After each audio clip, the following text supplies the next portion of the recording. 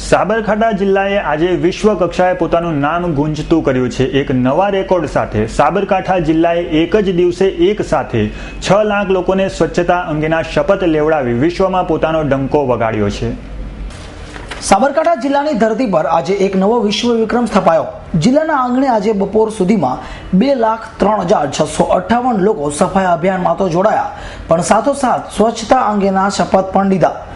નોંધનીય છે કે એક જ દિવસમાં એક જ વિષય પર એક સાથે આટલા લોકોએ શપથ લીધા હોય તેવો આ પહેલો બનાવ છે. આજરોજ હિંમતનગરમાં ગૃહ મોર સંકુલ ખાતે આ અંગે યોજાયેલા કાર્યક્રમમાં ગુજરાતના ગૃહ રાજ્ય પ્રધાન રજની પટેલ હાજર રહ્યા હતા. સ્વચ્છ ભારત માટેનું જ્યારથી આહવાન કર્યું છે ત્યારે રાજ્યના માનનીય મુખ્યમંત્રીશ્રીના નેતૃત્વમાં પણ સમગ્ર ગુજરાતમાં સ્વચ્છતા માટેના વિવિધ કાર્યક્રમો ચાલતા રહેતા હોય છે. આજે સાબરકાંઠાના વહીવટીતંત્રએ માનનીય કલેક્ટરશ્રી અને જિલ્લા વિકાસ અધિકારીશ્રીના નેતૃત્વમાં અને બધી સહકારી સંસ્થાઓના સહકાર વડે લગભગ 1890 જેટલા સ્થાનો ઉપર એક સાથે 6 લાખ કરતાં વધારે લોકો સ્વચ્છતા માટેના શપથ લે અને પછી અઠવાડિયામાં 2 કલાક નિયમિત એ સ્વચ્છતા માટે આપે અને પોતાનું ઘર, શેરી, મહેલનું કામ એમ કુલ મળીને આખું સાબરકાંઠા સ્વચ્છ થાય એ દિશામાં ખૂબ સુંદર પહેલ કરી છે. હું એને આવકારું છું અને વહીવટીતંત્રને અભિનંદન આપું છું. આ જ પ્રકારના કાર્યક્રમોમાંથી બાકીના જિલ્લાઓ પણ આ સ્વચ્છતાના અભિયાનને વેગ આપે એવી અપેક્ષા પણ રાખી.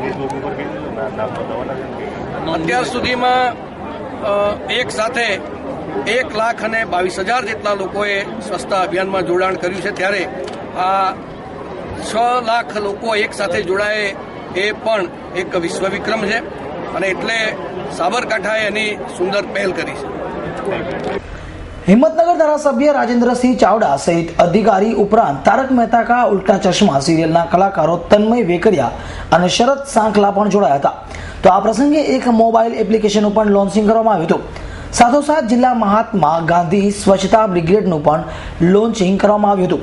તો આ પ્રસંગે ખાસ હાજર રહેતા તારક મહેતાના બાઘો અને અબ્દુલ્લે ખાસ S9 ટીવીના માધ્યમથી વધારે લોકો આ સફાई અભિયાનમાં જોડાય એ માટે હાકલ કરી હતી. हमारे यहाँ पर ये शुरुआत हुई है साबरकांठा के इस एरिया में गुजरात के.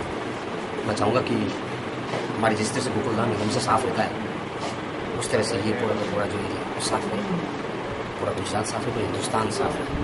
अगर साफ रहेंगे तो आपका हर काम भी अच्छा होगा, शुभ होगा.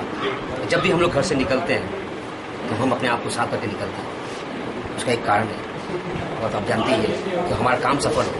उसी तरह से मैं सारे दर्शकों को भी ये कहूँगा कि आप अपने शरीर के साथ साथ अपने इर्द गिर्द की जितनी भी जो जगह है, एरिया है, उसको साफ रखिए तो आपका मन प्रफुल्लित रहेगा.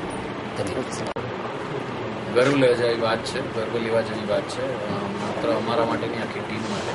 કારણ કે 2 ઓક્ટોબરે જે આપણા પ્રધાનમંત્રી શ્રી નરેન્દ્ર મોદીએ અમુક નવરત્નોને નોમિનેટ કરી, એમ અમારી આખી તારક મહેતા કા ઉલ્ટા ચશ્માની ટીમ છે.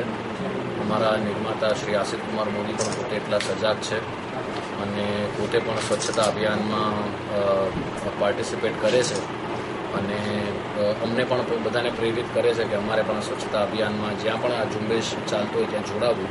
એ બાબત ખરેખર ખૂબ જ ગર્વની લાગણી અનુભવાય છે.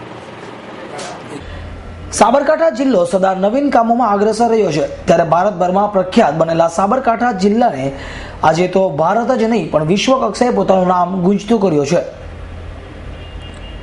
દીપક રાઠોડ, S9 ન્યૂઝ, હિંમતનગર.